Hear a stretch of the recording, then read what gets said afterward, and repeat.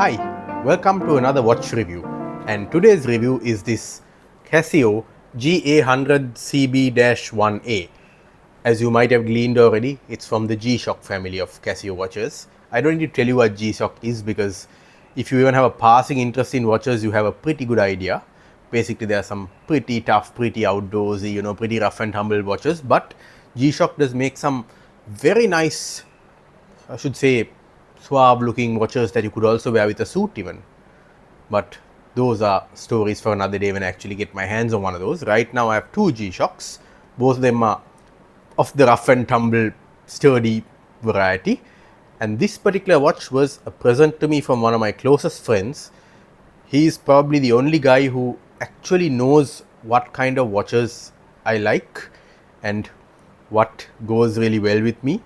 And I gotta say, well, this is the second watch he's gifted me, and his choices have always been spot on.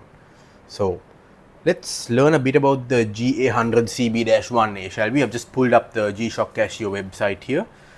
First of all, yes, shock resistant. If it's not shock resistant, it can't wear the G-Shock branding. I mean, that's like a basic thing, as is water resistance. Now this is 20 bar water resistant, which means around 200 meters. Not that I'm likely to engage in that level of diving. I mean, I get nose pains beyond 2 meters of going below water. So yeah, not gonna happen in this thing. Casual, yes, of course it's casual. Great for extreme sports, sporty, and a bestseller. Okay. So it's got a resin case and bezel, resin band. It's magnetic resistant as well as shock resistant. 200 meters, okay, fine, all that stuff. Now let's look at some of the features it has. It's got world time.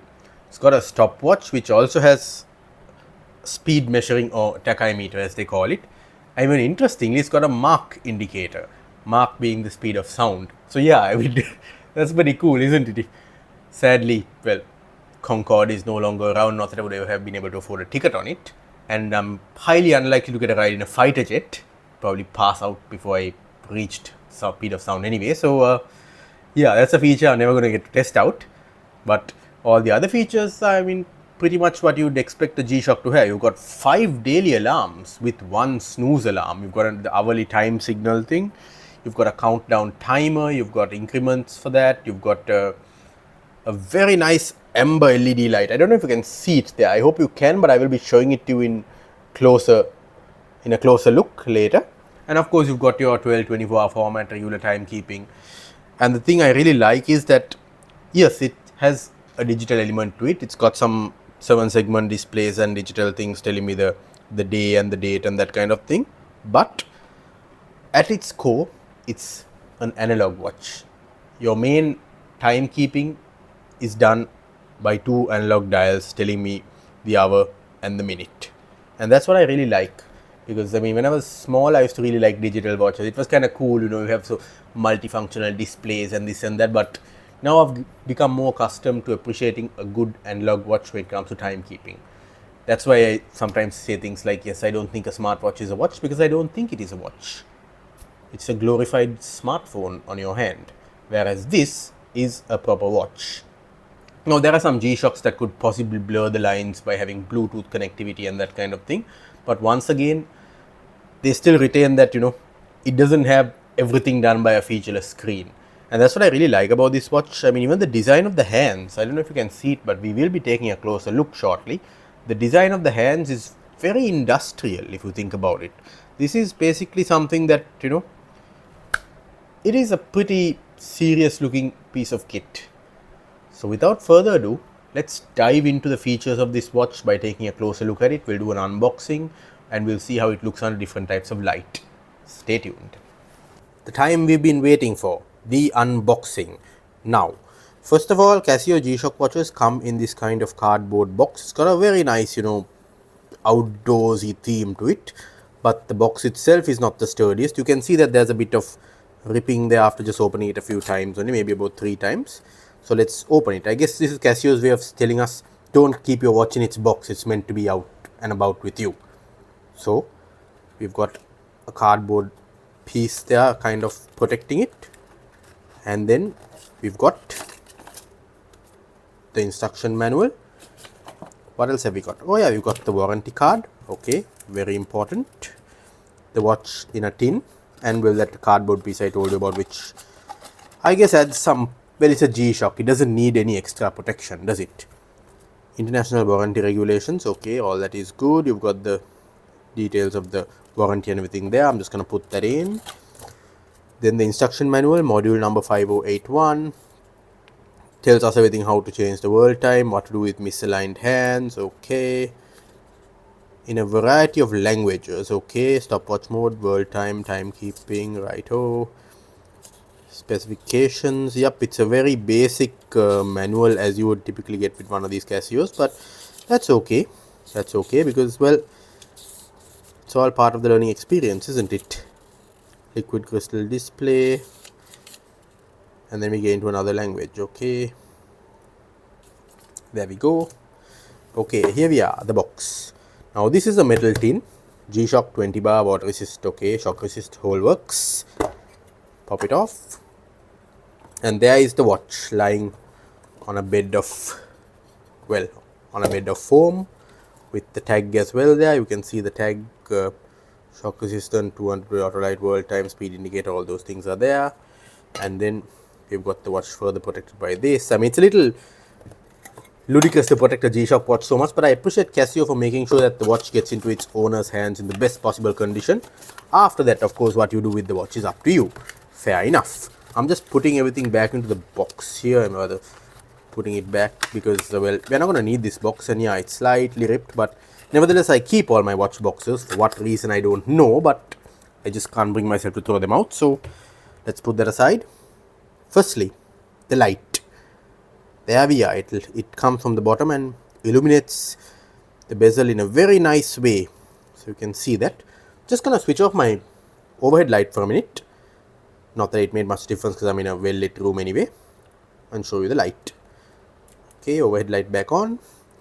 Now you can see we've got two very, as I mentioned earlier, industrial looking hands. Very nice. Really like them. Then we've got some auxiliary displays there. We've got analog display there. We've got two digital ones, two digital square ones there, and two round ones. And these are what are called inverse displays, I believe, where rather than the display being light and the elements being dark, the display is dark and the elements are light.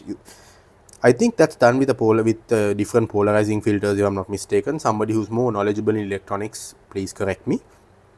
So let's press the mode button. Okay, so that's the stopwatch. See if we can start it. Okay, start is down there. Stop. Is that a reset? Let's see, can I reset it? Oh, I think reset must be this. There we go. Lap, split time or lap. Okay, we've got that. Yep, and I think I have reset it. Okay, that's fine. Then let's proceed. We've got the timer. Let's see what that does. Nothing. Okay, so let's start the timer. Okay, it's counting down. It's 24-hour timer. Very well. Let's reset it. Okay. Then we've got the world time. I haven't really played with this right now, but it's telling me the time in Singapore. And yeah, Singapore is 2.5 hours ahead of us, so that's fine. I can change cities, I believe, with this button. Yep, there we are. Hong Kong. I believe is at Beijing. Okay, let's see how this thing works. Can I go down? No, I can't. I think I can only go Taiwan. Okay, Tokyo. Yep, all seems to be working fine. Sorry about the ring light reflection. I'll try to avoid that. Yeah, I think if I keep the watch there, we can. Then we've got the alarms. And back to date.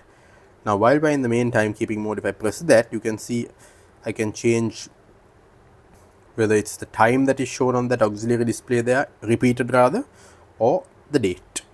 This is the light. That's the adjust button, of course. So yeah, I need to play with this watch a lot more to figure out most of its features, but it's already got more than I will probably ever use in my life. And you can see it is a real stunner. I mean, let's have a look at that. Sorry about the ring light once again. I need to sort out a different lighting solution for this part of my reviews, but you can see it has a very nice, well, marine inspired background to the dial. I really like that. So next, let's take this watch into different types of lighting and see how it fares. Right, so we've seen the unboxing. Now let's see how the watch looks under different types of lighting, shall we? I'm going to start with artificial light in my model train room. Now you can see that looks really good under artificial light. Excuse while the camera focuses. There we go. You can see that beautiful blue and green water inspired background just comes out so well, you know. This is one of those watches that looks exceptional under artificial lighting as well as natural lighting. Let's take a look at the light as well. Here you can see I'm trying to show it off, but the time on the light has been set to just 1 second, so it's a bit difficult because I'm holding the camera in the other hand and then having to quickly put my hand down and press the button with that hand while holding the camera.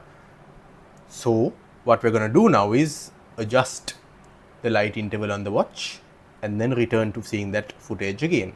Here we go.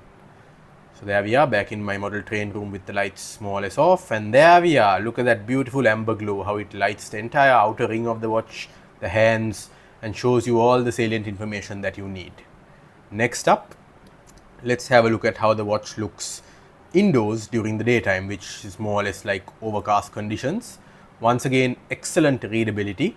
You can see everything including the LCD displays very clearly. And the watch looks really good as well, doesn't it? I mean, the blue G-Shock protection lettering, the strap, everything, you know, it just hits the right places. Finally, let's see how this watch looks outdoors in bright sunshine, because that is where it'll really pop, so to speak. I've worn it a few times out and it never fails to amaze me at how beautiful it is.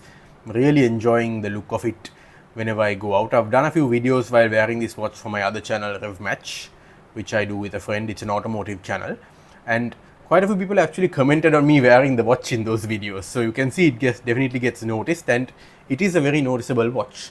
So there you are. I hope you've enjoyed this review of the Casio G-Shock GA-100CB-1A. Yes, I'm never going to be able to remember those model numbers. I only know that the watch that I use on a daily basis behind my bed to check the time is called a W217-HM because of doing a video. Now I'm probably going to know and remember for after a while that this is a GA-100CB-1A.